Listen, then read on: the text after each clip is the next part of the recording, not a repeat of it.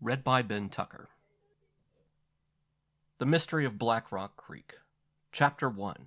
By Jerome K. Jerome. How did he come here? By the coach this evening. They found him lying in the road by Jenkins' claim and brought him on. And you don't know who he is, nor anything about him? Nothing. He was quite unconscious when they picked him up, and has remained so ever since. The doctor thrust his hands into his trouser pockets and stood regarding the unconscious heap of humanity before him with an expression of profound thought. He was puzzling out to himself what answers to make should the barkeeper become inquisitive as to details, and clamor to know what was the particular ailment that made the stranger so curiously silent. The medical fraternity found practicing in the Australian bush are not as a rule the pick of the profession. "Do you think there's any hope for him?" asked the barkeeper at last. "Difficult to say," was the diplomatic, but, so far as Dr. Millet himself was personally concerned, most truthful reply. "If he has a good constitution, he may pull through. Or," added the prudent doctor, feeling the necessity of not committing himself to a one-sided opinion, "he may die tonight." "Not very pleasant for me if he dies here," grumbled the barkeeper, with a comprehensive glance round the dismal shanty that served himself for living room and sleeping apartment, and the scattered miners of Black Rock Creek for their one center of social entertainment. The silent stranger, by a convulsive shiver, slipped the pillows from beneath him, so that his head fell with a bump upon the rude bench where he lay stretched. The doctor raised him in his arms. "I'll call at the hut as I pass," he said quietly as he withdrew his arm from around the man's waist, "and send the inspector down. Meanwhile, I'll get you to take this to my place. My man will make it up for you. Get back as quickly as you can." He scribbled while speaking a prescription, and tearing out the leaf from his pocketbook, held it out to the barkeeper. The man took it, but stood hesitating. "Who's to look after him?" he asked, jerking his thumb in the direction of the sick man. The doctor pushed a couple of the heavy chairs against the bench and arranged the pillows to slightly better advantage. "You'll find him here when you return," he answered. "No possible change can take place in him." "Yeah, but there can in my bar," returned the other sulkily. "Somebody will be walking in and helping himself." The doctor laughed. "To your whiskey, Raynham? He won't take a second dose. Besides, who's likely to walk in? The boys are gone, and there aren't many chance customers knocking about Black Rock Creek of a night, are there?" The man seemed but half persuaded. "Well, you can never tell, and—" "Ah, well, it must be done," was the impatient interruption. "I wouldn't ask you if I could go myself, but I can't. Pat Joyce's wife is dying the other side of the creek, and I must run over there. You can take the mare, I'll walk. You'll be back before I am, if you're quick." As the simplest way to end the argument, the doctor picked up his hat and went out. The barkeeper, left alone, stood thinking. Suddenly his lips parted with an exclamation. "Why the devil didn't I think of it before?" he muttered. "No wonder he's in such a hurry to have the police here."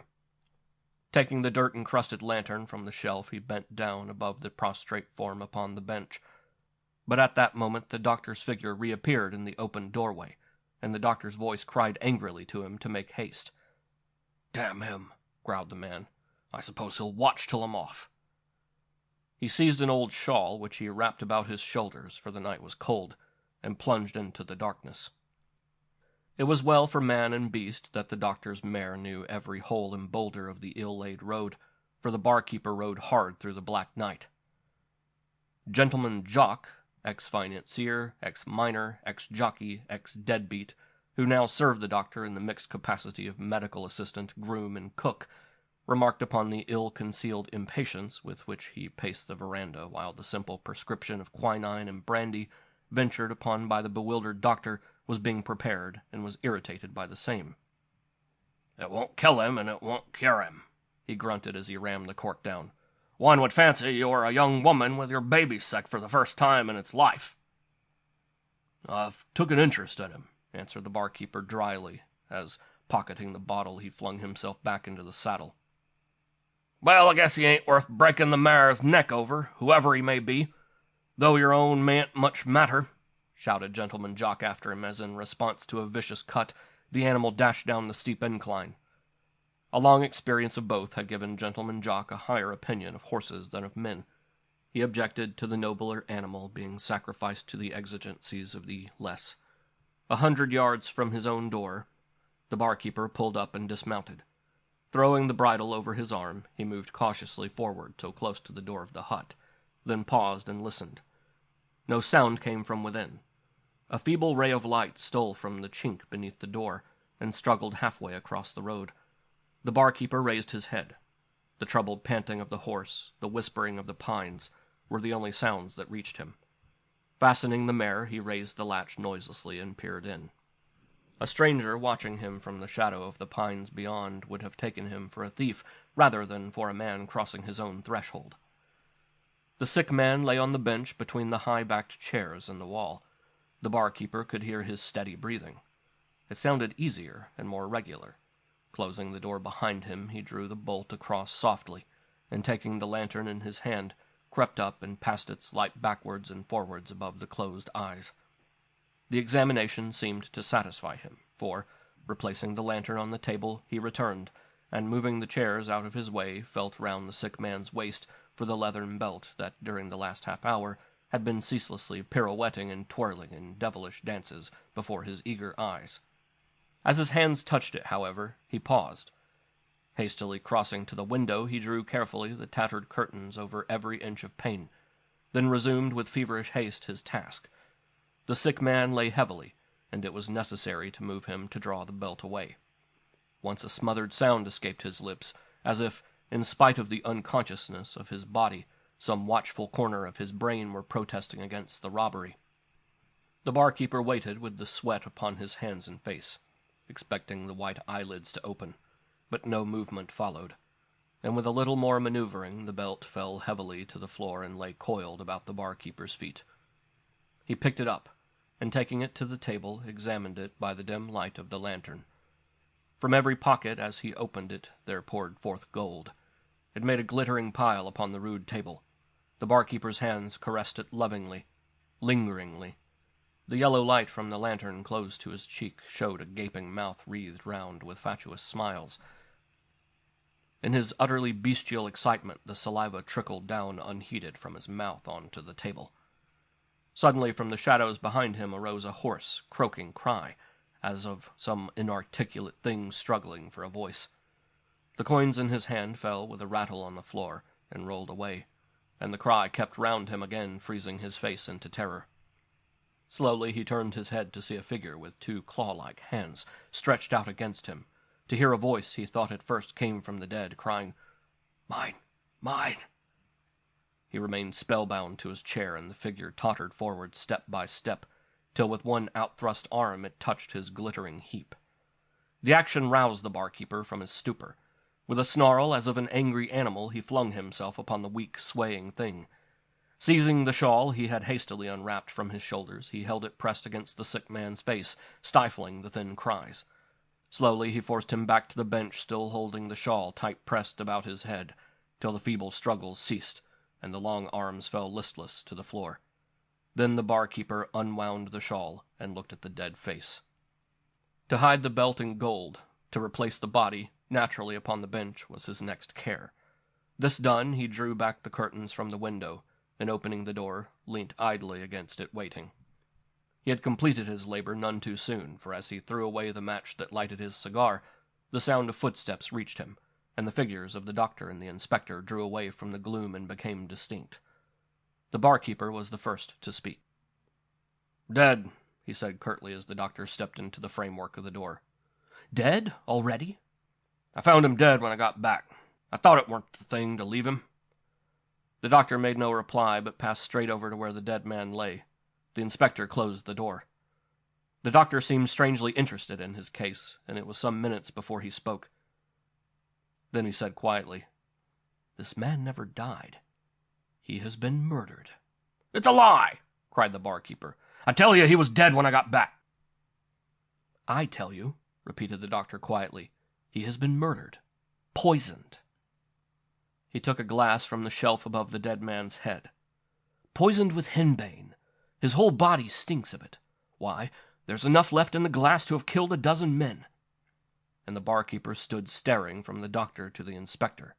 And the inspector, who was an officer of wide experience, said to himself, "This man knows nothing of it, anyhow." End of chapter 1.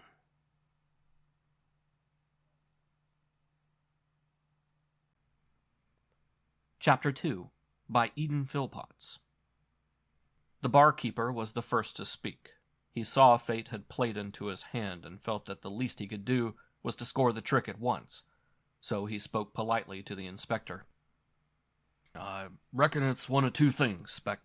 Either there came along somebody and done this devil's job while I was fetching the poor toad his physic, or else he done it himself. You see, the shelf's within reach of his hand, and if he woke up torn with thirst and got his paw on a glass with liquid in it, maybe in his mazed state he'd have sopped it up and never stopped to think." "What's the action of this here stuff, Doctor?" asked the inspector, not paying much attention to Raynham. "Depends on how much he was given." "Or took," suggested Raynham. "Maybe Dr. Millet," he continued. "You'll haul him over now, poor devil, and me and Speck will bear witness of what you find. All that's known appears to be that the cove come by coach, that he told the driver to drop him by Flying Fox Corner, and that 2 hours later he was found insensible not 100 yards from where he got off the coach by Jenkins' claim." Dr. Millet had already begun to assist Inspector Mark. They removed the dead man's coat and waistcoat, and, as they did so, from the pocket of the former dropped a letter. This the doctor took to the light and read, while Inspector Mark continued to strip the corpse. "Listen," said Millet presently after reading the communication. "Here's a mighty strange story. Blessed if we ain't up to our necks in the tidiest mystery that ever made men scratch their heads in Black Rock Creek. Listen to this." And he read the following communication. "Dear Ned, you'd better watch it pretty sharp and keep your weather eye lifting, for young Peterkin hasn't panned out after all. In fact, the cuss is on his damned legs again, and hopping around lively as a grig. Of course he don't know what you're playing at, not yet, but Sally's hardly to be trusted. Half a word from her, and he'd be on your track like a bloodhound. Get rid of the stone at all costs. The dibs is your own and mine. You can just shovel them into the bank when you get to Sydney. But the stone's different. You'll have to take that to Europe. He looks at the quartz and case and doesn't see the difference. But any day the cat may be out of the bag. Yours, T.F." "Not much light in that, I'm thinking," commented Millet. "Here's one glimmer of light, maybe, and only one," said Inspector Mark. "Look at this. 'Twas round his neck." He showed them a little bag made of soft chamois leather, with a receptacle of about an inch in depth. It was hung upon a very delicate gold chain next to his skin, and it was empty. The inspector said, "That's about all I find. There ain't no big hunk of money, as that letter alludes to, but there's a gold pencil case in the waistcoat pocket, and a pipe and baccy and a few stray shillings, and some cards done up in a bit of paper. The card has the Honorable Ralph Peterkin on 'em. And yet, if the letter is to be believed, this is one Ned or Edward. The envelope is addressed certainly to the Honorable Ralph Peterkin. Moreover, the letter is a month old." Dr. Millet turned to look at the dead man. He had been handsome in life, and, whether blue-blooded or not, certainly showed an almost patrician cast of features. "Shall you want to cut the cove up, Doctor?" asked Inspector Mark calmly. "I think not. There is no need, but, of course, an official inquiry must be held. It is a difficult matter. We find him first insensible, then he's left here by himself about an hour or more." "More?" said the barkeeper. "More, and Raynham comes back and finds him poisoned. You see, Raynham, a good deal depends on you. Mark must decide as to whether you're to be locked up or not. You say he was dead when you came back. I don't doubt it, but the law's bound to doubt everybody in a fix like this. It's clear this man was personating some chap called Ralph Peterkin. It's also clear from the letter that he had money of his own and a diamond or some precious stone stolen from somebody else. But neither gold nor diamond are on him now, though we can guess he had a diamond or something in that chamois leather bag." "We can't say as he had them things on him when he come to my bar," declared Raynham. "No, so far as the diamond was concerned, but I'll swear he wore a heavy belt. I felt it when I lifted him and put my arm round him." "Where's that belt? Who took it off?" asked the doctor. "It's a mighty tangle, sure enough. I'll have to search the bar anyhow, Raynham," said Mark, "and I'll ask you to help me if it's all the same to you. There's a missing belt, see? Well, if I don't find that, here it proves you honest anyway." "Or else deeper that we think you," said Dr. Millet calmly. He did not trust Mr. Raynham far. Raynham scowled, but felt pretty comfortable and triumphant. He had hidden the belt and its contents under the floor of the room in which they stood. The rough board was nailed back in its place. 20 detectives would hardly have pulled up the floor planking. "Look in welcome. I'll help with all my art," said the barkeeper. "But if you ask me, I reckon belt and gold and diamonds all a-making tracks and leaving more space twixt them and this poor Clay every minute of the night. It's 12 now. Him as broke in while I was away might be 20 mile off by this if he had a tidy horse." Inspector Mark made a thorough search by lantern light, but nothing rewarded it until its conclusion. Then he returned to the room in which the dead man lay.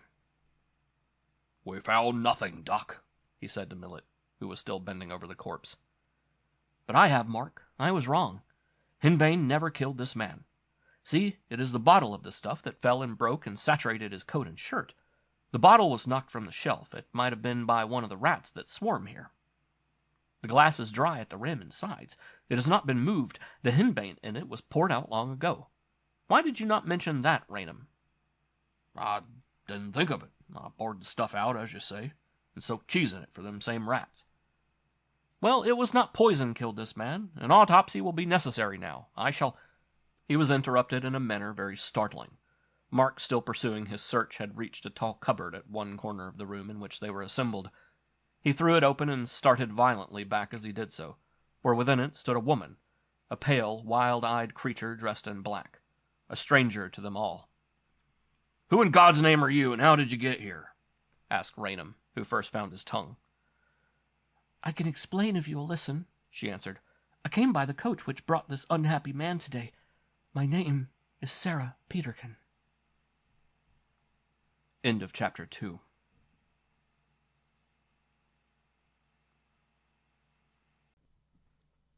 Chapter 3 by E.F. Benson. Sarah Peterkin paused dramatically for a moment on the threshold of the high, dark cupboard. She had not played leading lady in melodramatic tragedy on the boards of third-rate provincial theaters for nothing. Unexpected entrances into rooms where strangers were wrangling over dead bodies were in fact her forte, and had earned her the title of the diviner Sarah, from more than one ingenious admirer. The pause reached its artistic climax, and Sarah spoke again. "I'll be stepping down," she said. The inspector extended a somewhat grimy hand, and Sarah descended into the room. "It was mighty stuffy in there," she said, "and I'll take a drink." Certainly the divine Sarah was in no hurry. She moved leisurely over to the bar, and Raynham poured her out a glass of the maligned whiskey. Whether the fact that Raynham had not offered the doctor any led to that gentleman's disparaging remark about it, or whether the divine Sarah's taste was less educated than his is doubtful. It is, however, perfectly certain that she drank it with gusto. It is also certain that she said a couple of words to Raynham as he qualified it for her, that a smile of intelligence crossed his usually unilluminated face, and that he nodded to her. The doctor threw a rug over the half-naked body and waited patiently for the divine Sarah to finish her refection. That lady wiped her mouth with an exceedingly tidy laced-edge handkerchief and turned to the company. "Who stands treat?" she remarked. The doctor and inspector made a show of feeling in their pockets, but Raynham interrupted. "The loss is the bank's," he said. Sarah crossed the room and seated herself on the end of the bench where the corpse lay. The others felt that she was mistress of the situation and waited for her to develop it. "Seems to me," she said, denuding herself, figuratively speaking of the burden, "that we'd just better have a talk over this matter. If this gentleman," indicating the inspector, "would assume the part of high jury, the witnesses, which is chiefly me, will lay the case before him.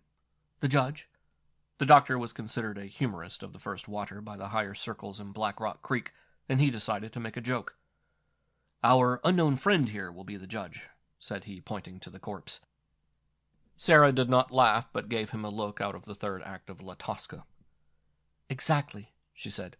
"Ned shall be the judge." There was a pause, and Sarah shifted her seat slightly and looked straight at the doctor. "The Honorable Edward Peterkin has taken his seat," she remarked. "The trial will now be commencing." For the second time that evening a gleam of intelligence shot across Raynham's face, but ashamed of exhibiting such weakness, he instantly repressed it. Sarah, who seemed to be doubling the parts of witness and judge in the indisposition of the latter, turned and addressed the jury, who was sitting cross-legged on a two-legged stool, and balancing it with much accuracy. "I am the wife of the judge's brother," she said, "and my name is the Honorable Sarah Peterkin, usually known as Sally. He married me last July, and as times were bad I remained behind in Dunkeld following the histrionic profession, and he went up to Broken Hill. He and his brother, the Honorable Edward Peterkin, whom the jury sees his lordship before him, had a claim together. There was another woman up there, and I guess Ralph, that's my husband, felt lonesome without me, so he took up with her, which proceeding was in bad taste." The doctor here interpolated a remark. "Damn bad taste," he said. "You've not seen the other woman," remarked Sarah, "so not knowing you can't say." Then Ralph and Ned between them got hold of Black Jack. "Who was Black Jack?" demanded the jury. "Black Jack was a big diamond, coming up from country, being white by nature. Ned and Ralph quarreled over Black Jack, and what between Black Jack and the other woman, there was, you may say, bad blood between them, as Ned said Ralph was a married man, and ought to know better, whereas he was untrammeled and was looking out for a wife himself. And so they parted, Ned having got hold of Black Jack by fair means or foul, knowing Ned well, I should say foul, and Ralph followed him down to Dunkeld, swearing and raging round. Then he lost sight of him, and here Ned lies. And the question before the jury is, who killed Ned, and where's Black Jack? I've been in that black bathing machine in the corner an hour or more, and can form a guess or two about it. And now the other witnesses will say what they know. Also, there was a belt of dibs round Ned's waist. That's a matter of less importance, there being only 100 or so of 'em, and Black Jack was worth 50 of these belts. Black Jack, I may say, was on Ned when he was brought into this house." "How do you know?" asked the jury. "'Cause I saw it." The humorous doctor found it hard to break himself of a habit which had become inveterate. "Them as sees believes," he remarked jocosely. The divine Sarah favored him with another look. "Give your evidence," she said, "and don't scatter aspersions over others. Wait till the jury and the judge has had an opportunity of scattering aspersions over your remarks." The doctor spat thoughtfully on the floor. "I was coming up from Jenkins' claim this evening," he said, "and was told there was a man lying here deadly sick. I saw him and sent Raynham to my house with a prescription while I went to see another case over the creek. I came back here with the jury and found the corpse lying dead. Raynham had already returned and was alone in the house." Sarah looked impartially at all the witnesses in turn. "You forgot the lady in the cupboard," she said. The doctor disregarded the interruption and went on. "I've since learned there was a lady in the cupboard," he said. "The corpse had a belt on when I left the house, and the belt was missing when I came back. The lady assures me also that he had a diamond on him when he was brought here, and that is also missing now. And that," he remarked gaily, "closes the case for the prosecution." "For the defense," said the divine Sarah. "How do you make out that?" asked the last witness. Sarah stood up. "You've given your defense very well," she said, "but it's a little incomplete in detail. The third witness, Mr. Raynham, will now give his evidence, which no doubt will supply some little deficiencies in yours, and I shall have the pleasure of collaborating him." "Corroborate," suggested the jury tentatively. "Corroborate or collaborate, it's all one," said Sarah. But before Mr. Raynham had time to get on his feet, the door opened, and the divine Sarah emitted a sound which partook of the nature of a gurgle, a scream, and a gasp, and which, if she had produced it on stage, would have made her ingenious admirers think her even diviner than ever. End of chapter 3.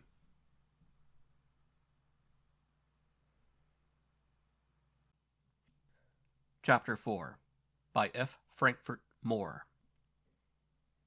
The door had opened slowly. It remained ajar for the few seconds during which that singularly complex vocal effort was made by the woman, and then it closed quickly. But Sarah's eyes continued glaring at the roughly planed boards that constituted the panels of the door. She glared, then gave a gasp. Such a glare and such a gasp would have made her fortune on the boards of those theaters in England which make a specialty of those potent elements of histrionic art. The glare and the gasp. Then she staggered back a step or two, and in another instant she had snatched the covering from the face of the corpse.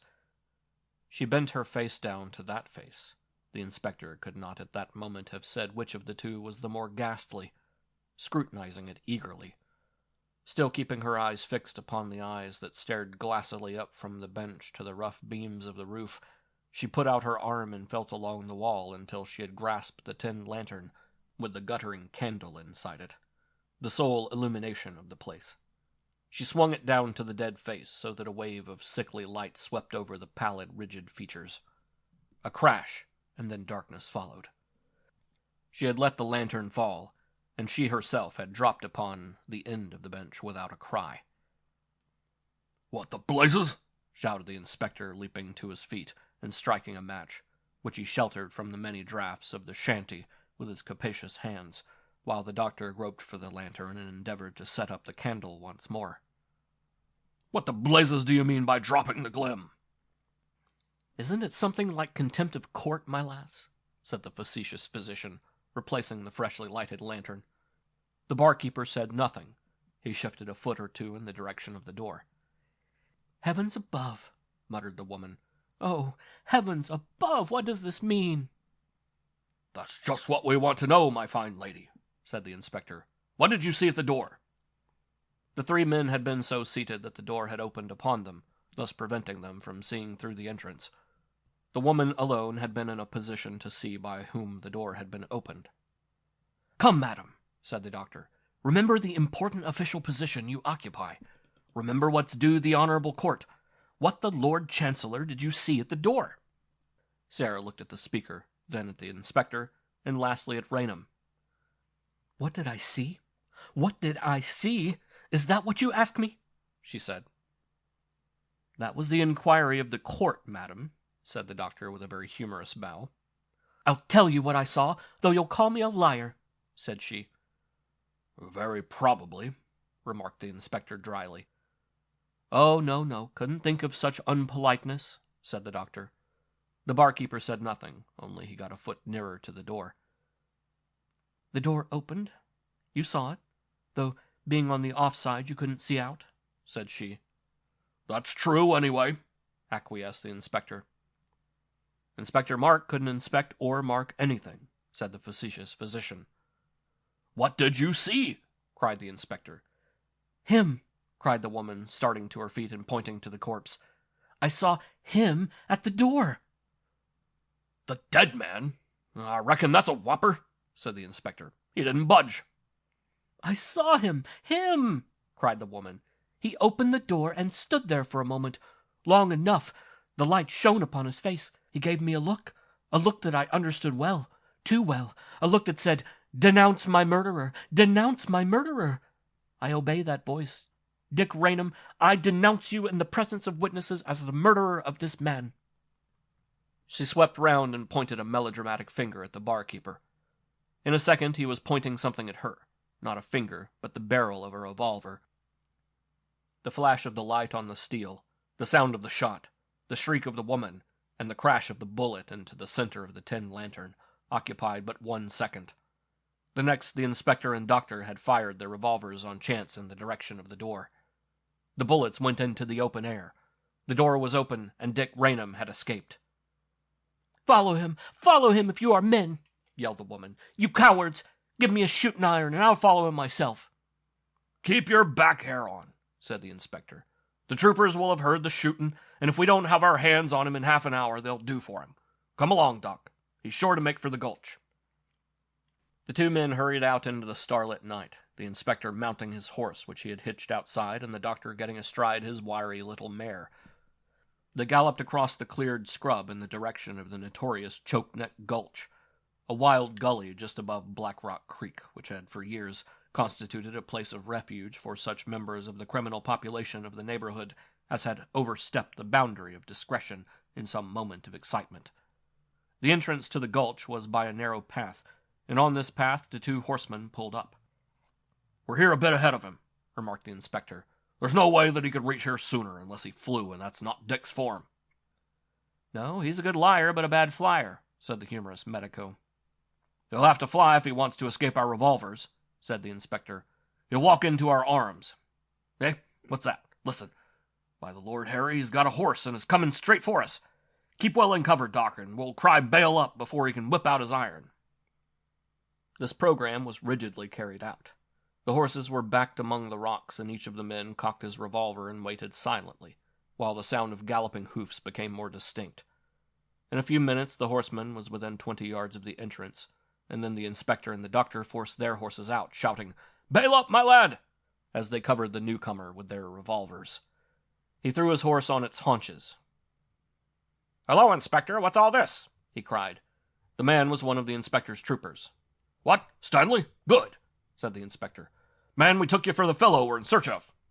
"I heard the shots," said the trooper, "and I guess that there was something bright going on. I looked in at the saloon and saw Raynham." "Saw whom?" the inspector shouted. "Raynham. Was it a murder, do you think?" "You mean to say you saw Raynham in the shanty?" "Of course I did." Without another word, the inspector sent his horse forward with a bound. He galloped back to the shanty that passed by the name of the saloon, the other two following him. They all dismounted at the open door, the inspector entering with his revolver in his hand. A candle was burning, stuck in the neck of a bottle, and its light showed that the place was empty. Only along the bench the body was lying. "Now where's the man you said you left here?" the inspector asked of the trooper. "Where? Why, there, to be sure. Where else would he be?" said the trooper. He jerked his thumb in the direction of the body on the bench. "You're a fool," said the inspector. "That's... Great Lord, Harry, what's this anyway?" He snatched up the bottle and held the light close to the dead man's face. Great Lord, he said. It was the barkeeper, Dick Raynham, who was lying dead on the bench in the very place that had been occupied by the man whom he had robbed and murdered. End of chapter 4.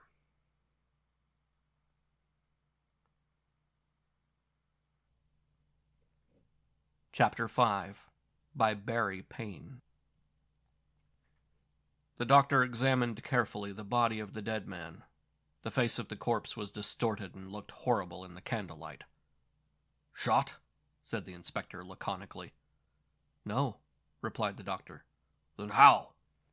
"I can't say yet. It's a queer case. Looks to me as if he had died from some shock. From a fright." "Where's the other corpse?" said the inspector. "And where's the woman? She was a clever one, that woman was." He took up the candle and walked to the cupboard. It was empty. In returning to the bench, he stumbled and fell. His foot had caught in a hole in the flooring. A board had been up and not replaced. "See that?" said the inspector as he relit the candle. "Yes, what does it mean?" "It means that pro tem, we've been done. That was where the bilk was hidden, and I don't like being done even pro tem. Stanley, be off and bring a couple of men to watch here. Then when you come back, you and I will go and search for that woman in the gulch. We must get her. She's at the bottom of this. Will you come with us, doctor?" The doctor shook his head. "No," he said. "I've had enough of this. I'm off home." After a little more talk with the inspector, he mounted his horse and rode off. About a couple of 100 yards away, he thought that he heard voices in the brushwood by the side of the road. He pulled up short. All was silent, and he rode on again. If he had pursued his investigations further, he would have found something. He would have found the dead body of Ned Peterkin, and on one side of it, seated with her knees drawn up to her chin, the Honorable Mrs. Ralph Peterkin, and on the other side of it, Ralph Peterkin himself. Even in the dim starlight, the remarkable likeness which Ralph bore to his dead brother was noticeable. He also was seated on the ground, and beside him lay a spade, a clasp knife open, and the dead man's belt. "Curious," said Sarah in a low voice, "that we two should be in partnership again." "Husband and wife," said Ralph, shrugging his shoulders. "You can stow that," she retorted dryly. "It's a bond between us," said the man. "You can't get over it. Why'd you send me word that Ned had played me false while I was down with the fever, unless it was because you were my wife?" "I wanted you to get back the stone because of Ida." "What the devil had she to do with it? She went off in the end with Ned's pal Tom Ferris, the same that gave him the tip that I got the better of the fever and was likely to be suspicious. Ida wasn't for Ned. No, and she wasn't for me either." "That's true, but you were both after the woman. You quarreled about her as you quarreled about what share each was to hold in the diamond. If Ida had been good enough to go off with you, I had a notion that you would both die, to prevent any accidents. I would have seen that you both died myself. Well then, I should have been left a widow, and as I thought you should leave your widow properly provided for, I was anxious that you should get back the stone. You managed your part of the business badly. You made a great noise and foamed at the mouth and did nothing. It was a good idea of his to pass himself off as you. You missed the track of him at Dunkeld." "Did I?" said the man in a surly voice. "Yes, you did, and I took it up. It was your notion, I believe, that I wasn't going to be in on this act, but I was. I came here by coach expecting to find Ned here. Instead of that, we found him lying in the road by Jenkins' claim. I didn't let on that I knew anything about him. He had been drugged. That was what was the matter with him. Doctor was a fool, or he'd have seen it. When the doctor took him on at Raynham's, I followed at a bit of a distance behind. The doctor and Raynham went out, and I slipped in. I'd noticed the chain round his neck and guessed he had the diamond there. Undoing his collar brought him round for a minute, and I couldn't do anything." "You told the inspector you'd seen the diamond tonight." "So I did, and I tell you I couldn't do anything. If you want to see that stone again, you'll take your orders from me. Just tell the truth and ask no questions." To proceed, just then Raynham came back with the medicine for Ned, and I hid myself in the cupboard. Ned seemed to have dropped off again. I saw Raynham steal the belt and murder Ned. I saw him hide the money where we took it from him just now. Then the inspector and the doctor came in and found me in the cupboard. You were listening outside and heard all I said then, I suppose." The man nodded. "And you were fool enough to push the door open. I saw you, and it scared me. I was afraid they'd take the light and look for you, so I dropped it to create a diversion. And when they'd lit it again, I began a bit of melodramatic business that I'd seen in the door the ghost of Ned calling on me to denounce his murderer." Yes, I saw all that," said Ralph impatiently. "Then the shooting began. The inspector went off to the gulch." "Yes, he's a one-idea man, that inspector. He's probably looking for me there now. Raynham went round to the back of his shanty without seeing me and dropped there, waiting. I came in then, and we lit the candle." "But why was it that when Raynham came back, to get the belt and make off with it, I suppose, and saw me standing in the doorway, he just gasped and dropped dead like that?" "Simple enough. Raynham drank too much, and his heart had gone. He was already scared, and when he saw you, he thought you were the ghost of the man he had murdered. He died of fright." "Why'd you leave him there and make me carry Ned here?" "Don't ask questions. When the dawn comes, you'll know, and if you do as you're told, you'll have the diamond back again. To speak more accurately, you'll have a half share in the diamond." "Well, that's not fair." "Very well, without me, you'll get nothing." "All right," said the man. "I go under, always have." "Now then, I'll put a question to you. Who drugged Ned?" "Don't know." "That's a lie. How came you here tonight at all?" "Don't know. I was tramping about miscellaneously." "That is also a lie." Sarah smiled sweetly. She was playing the part of the person who, in a difficult situation, has the whip hand, and she enjoyed it. "And," she added, "you'd much better tell me the truth." The man pulled out his revolver. "Now then, you little devil, I'll have my turn. Tell me who took that diamond, or I'll blow your brains out." Sarah laughed pleasantly. "This ain't an enjoyable world," she said. "I'd think no more about leaving it than you would about putting me out of it. You'll get nothing from me that way. If you want a half share in that diamond, you will hand me your revolver and tell me the truth." The man glared at her sullenly for a minute and then handed her his revolver. "I lighted by chance," he said, "on Ned's track 2 nights ago. I daren't track him in the ordinary way, and I got a chap to give him drug baccy. I was just coming up to him when that damn coach picked him up, and by the time I got to Raynham's shanty, the diamond was gone." "That will do," said Sarah. "I'm going to sleep till dawn." "I can't sleep alongside of that," said Ralph with a glance toward the corpse. "I'll dig a hole and bury him first." "No, you won't. If you can't sleep, you may keep awake. It will only be for an hour. What are you frightened of? Dead men do no harm." In the end, Peterkin did drop off to sleep. He was waked by Sarah touching him on the shoulder. "Get up," she said. "It's time to get back the diamond. Ned swallowed it when he thought I was going to take it from him, and it's there." She touched the body with her foot. Ralph shuddered, picked up the clasp knife, and threw it down again. "I can't do that," he said. "I can't hack open—" "You fool, don't talk about it. That's what makes it worse. I tried to do it and couldn't. You must. Here, I brought this from Raynham's when we skedaddled last night." It was a bottle of whiskey. Ralph took a deep draught at it, drew a long breath, and then suddenly knelt down beside his dead brother with the clasp knife open in his hand. Sally stood at a little distance, covering him with the revolver. There was no necessity for it. In a few minutes, Ralph rose and came towards her, rubbing something with a rag of the clothes that the dead man had worn. His knees were shaking. Even if he had meant treachery, he would have been physically incapable of running away with the diamond. The body was buried and the spade and knife hidden in the brushwood. Then the two moved away together. "It's halves, then?" said Ralph. "In the stone and the belt, yes." "If we get to England, that is." "We shall," said Sarah confidently. End of Chapter 5. And end of The Mystery of Black Rock Creek.